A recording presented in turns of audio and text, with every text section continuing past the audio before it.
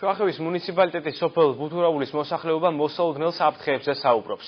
მათი თქმით, სოფელში მერწყმული პროცესები გააქტიურდა, რის გამოც მთიდან ლოდები ცვივა. ადგილობრივები დაუყოვნებლივ გასახლებას ითხოვენ და ამბობენ, რომ ამ დრომდე ღამის გათევა ნათესავებთან უწევთ. ეს ნაპრალები შუახევის მუნიციპალიტეტის სოფელ ბუთურაულში რამდენიმე წლის წინ გაჩნდა. ნაპრალების სიღრმე და რაოდენობა ყოველწლიურად მატულობს, რის გამოც მეწყრული პროცესები აქტიურდება. ბოლო პერიოდში გახშირდა ქვათაცვენაც.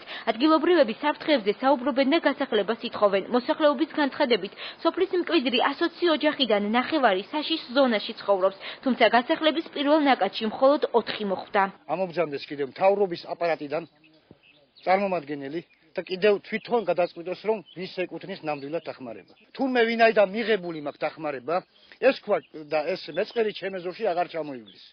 ჩემს ქვემოთ თუ ეკუთვნის ადამიანს, მე რა შემინდობს, დახმარება მიღებული მაქვს სახლის გადატანა გადანაცვლებაზე. რესტორანი არ გამიხსნია, მანქანა არ მიყიდია. ყველაფერი მოუახმარე თითეული თეთრი, ამ საქმეს ერთადერთი ძროხა მყავდა შვილიშვილებს ისის გავუყიდი. და სესხი ავიღე 2000 ლარი კიდე. რაში ვარ მე დამნაშავე, მეკუთვნის თუ არა მთავრობამ გადაწყვიტოს. ზურაბ მამულაძის მსგავსად კომპენსაცია აღებული აქვს ნადია მამულაძესაც. 3000 ლარი 5 წლის წინ სახლის გასამაგრებლად გადასცეს. თანხა მიზნობრივად გამოიყენა, თუმცა უშედეგოდ. კედელი, რომელიც ჩამოასხა, ახლა ასე გამოიყურება. ამბობს, რომ ქვათაცვენის ზოლში ცხოვრობს, თუმცა გასახლების პირველ ნაკადში ვერ მოხვდა.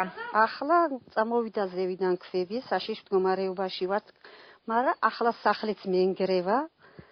სახლი უკვე წაქცევაზეა, მაგრამ არავინ ყურადღებას არ გვაქვს. ვერდით მეზობლები მოხდნენ გასახლებაში, ყველა წასულია და ახლა უკვე მე ვარ ახლა დარჩენილი აგზე ამ უბანში. მოსახლეობის დაუყოვნებლივ გასახლების აუცილებლობაზე საუბრობენ არასამთავრობო ორგანიზაცია ბორჯღალის წევრებიც.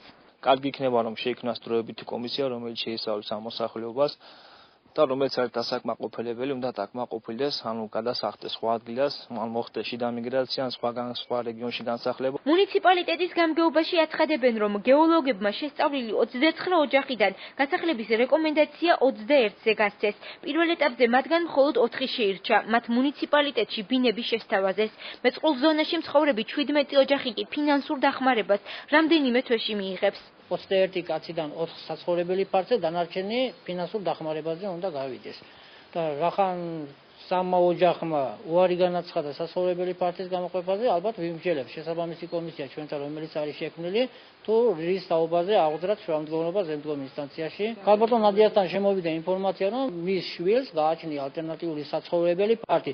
არ ვიცი ახლა ამასთანაც დაკავშირებით კიდე დამატებით იმსჯელებს გამგეობის კომისია. ზურაბით ანალოგიურად იმასაც მიზნობრივად აქვს გამოყენებული ეს თანხა, რაც რო გავუწიეთ და რაც შეეხება როგორც დანარჩენებს, ანალოგიურად მოხდება ეს პიროვნებაც სიაში.